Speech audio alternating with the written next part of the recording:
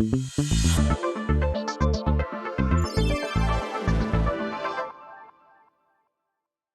everyone, it's Michael from FinTech Scotland. Welcome to our new podcast. And this is quite a special one because we are live from Money20 in Amsterdam. We've partnered with Scottish Development International to bring 10 FinTechs to Money20 this year, which is the first for Scotland. So we're very, very happy. It's been really busy for everyone. And I've got four amazing people around the table with me, live from our stand. So I'm going to let them introduce themselves. So we'll go from my right to start with. Hi everyone, I'm David Tracy. I'm head of data products at BigSpark. Hi, this is Michael. This is head of banking at Transwap. Hi there, my name's Dan Bass and I manage CreditNature supply pipeline on ecosystem restoration program. Hi there, I'm Jamie Hunter and I'm the COO of Aveni. Wow, what a panel. So I guess the first question this year, there's quite a lot of hot topics that have been discussed. Have you attended any sessions and what are your main takeaways from what you've heard? I've been to a couple of sessions. I mean, obviously, ones that I feel like they're more focused on, I suppose, Aveni's product suite. So around personalisation of advice, there was a section on that, which was quite interesting. I think the key theme that I'm sure everyone will say is AI agents are coming to move away from co-pilot and kind of AI, I suppose, operating around the fringes into AI actually delivering, tangible results for businesses. Certainly feels like a key theme for me and how, I suppose, firms navigate through that transition seems to be one of the key things that I've been seeing a lot of chat about.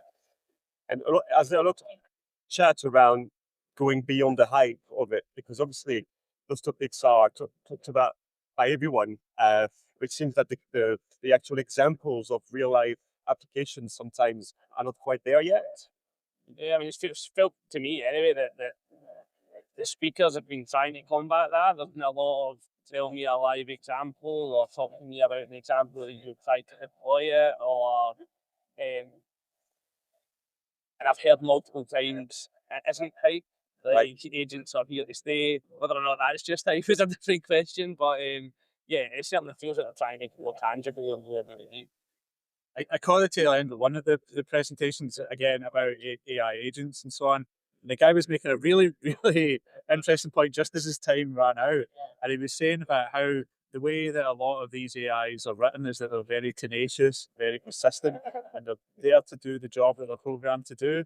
But there's huge potential for them to mislead people and to try and get information they shouldn't get hold of as they try to fulfill the tasks that they're algorithmically being asked to do, which I thought was like really, really interesting note of caution that AI agents may be here, but we really need to figure out how we can trust them and make sure they're doing the right thing. Yeah, and that's a core theme, like in India in particular, spoke about that a lot, like the themes that they think are coming next are going to be around, kind of guardrails, governments. How can you trust the AI is doing what it's supposed to do if you let it effectively execute tasks versus kind of something to a human?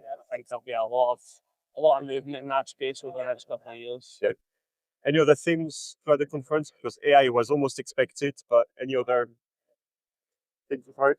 People still talking about open banking. Yeah. We're coming up nearly 8-9 years nearly now. Yeah, so it's nice to see it's still there, but more about like what's next, open finance, smart data, those kind of things. And I think another key thing I've seen a couple of times is the need to get good standards around things like digital identity, so that these services, from when you want to link not just banking but to energy or to retail or the broader finance sphere, that they can interoperate, right? And you've got like good controlled standards, but that really nice way of linking them to make sure that you've got everything you need in one place and it all works seamlessly. So that's an interesting challenge. It's not just the technical technology problem. There's a big kind of like political and social aspect to identity as well. With particularly in Europe, I think kind of like some interesting views and mixed views around like whether or not the pros and cons of all those things are worth working through. And then obviously your company looks at ESG, which was a very strong theme last year and the year before. Do you still think that there's momentum behind this? Yeah, I've been to a couple of sessions that have had quite a strong focus on regulation and governance and the role of that in adding consistency and trust to the fintech sector. I think one of the interesting points is around the role of ESG and to what extent it will be more carrot or more stick in terms of pushing corporations, financial institutions, but also SMEs to look at their portfolios, look at their products, look at their services, and really think about that from how can we improve resilience from the perspective of reducing emissions, investing in biodiversity projects, looking at carbon credits. And so CreditNature's presence here is really to think about the fact that we know that businesses are under increasing pressure to report their nature impact. And so we're here doing a little bit of fact finding to understand whether there's appetite to move the conversation beyond just climate and carbon and really think about investing in ecosystems as an asset and how that could generate sustainable returns while shoring up business resilience. That's great. And Michael, obviously, you're a payment fintech and you had the Europe's largest payment conference. It started with payment. It's much more than that now. Is it heaven for you? Have you found lots of contacts and have you closed any deals maybe even? Yeah, I mean, hopefully we can close some deals soon. That's one of the targets as well. I've been attending Money 2020 since probably 2018. Okay. Been quite a few good years before COVID as well. Always found it a very good platform for the folks from the industry to network, to meet each other. I can literally meet my friends from 8 years ago. It's a great place to be. I mean, this is the only place you need to be in order to connect with all the people you need to.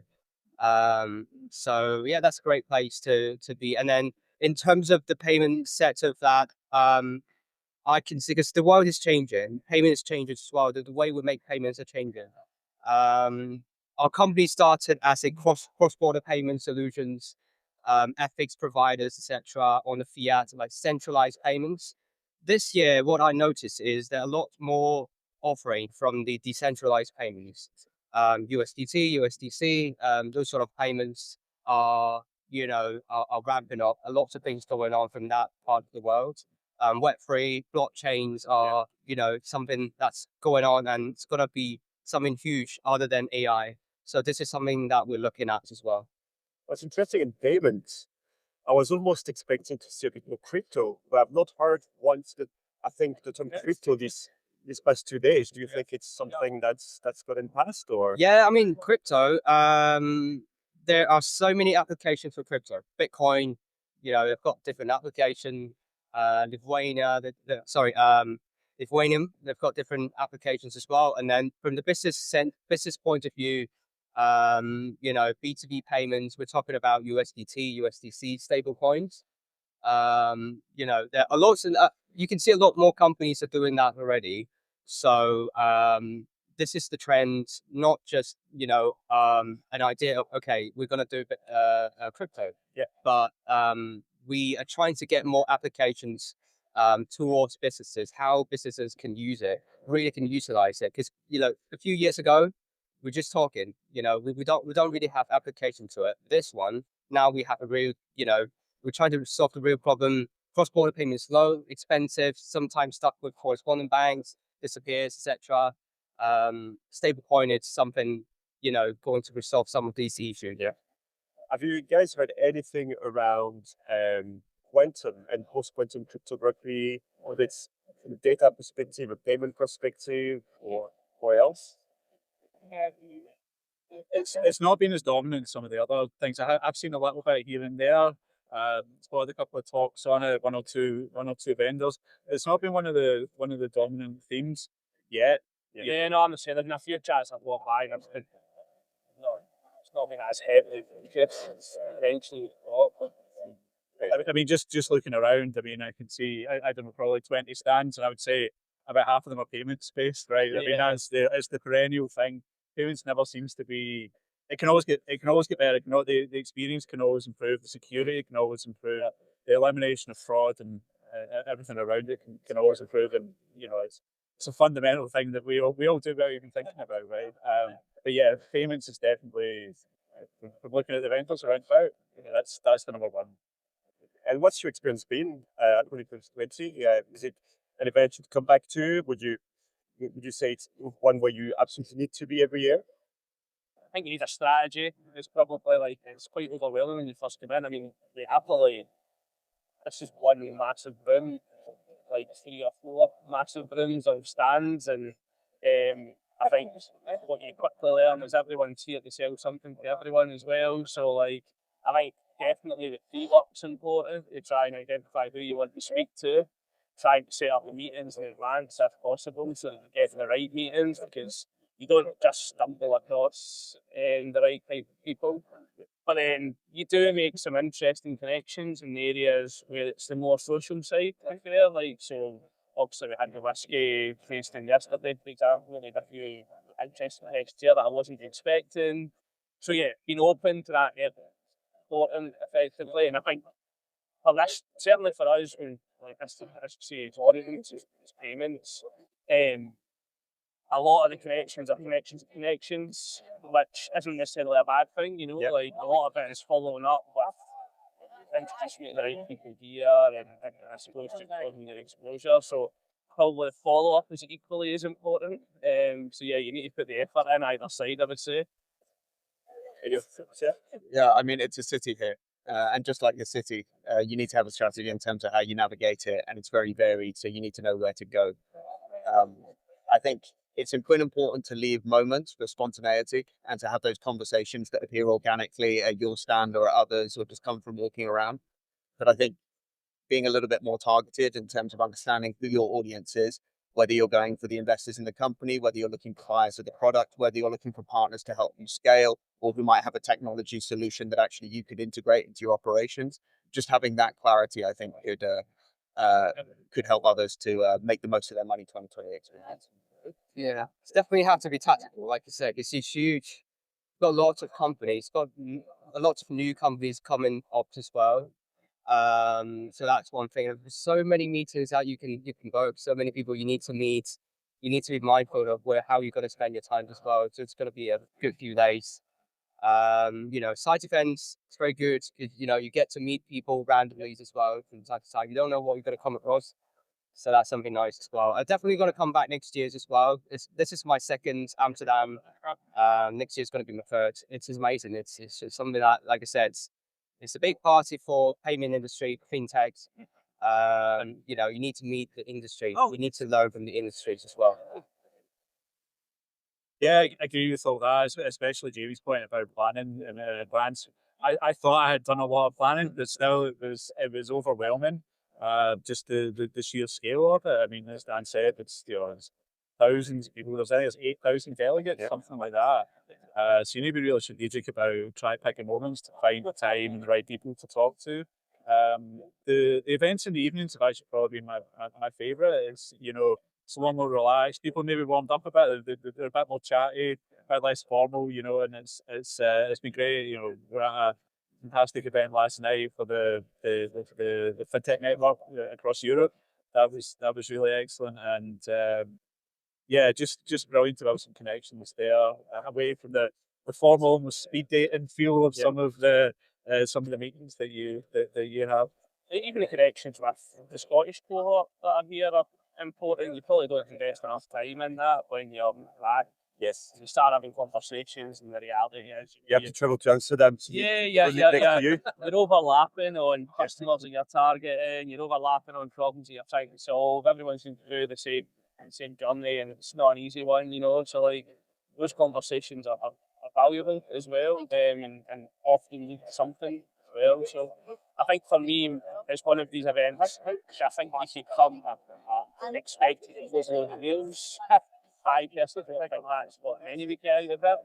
But I think if you come with 4 or 5 really strong follow-up connections that may lead to something, yes, that makes it worthwhile. Yeah, I totally agree with that. I mean, we've bumped into each other at a number of places like Deloitte here, a couple other, and it's like we have to go all the way to these other places where we're only like probably a few miles apart from each other, and but it's great. It's the the opportunity to meet the other 9 the other nine companies that FinTech Scotland and Scottish Development International brought together has been amazing. Just finding out about like the different things that FinTech Scotland can help us do, the SDI can help us do, the Department of Business and Trade can help us do as well has been excellent as well, and really kind of open I think not just me but everyone's eyes up to there's all this support out there to help you take your brand, your company to a different stage, right? To go international or to attract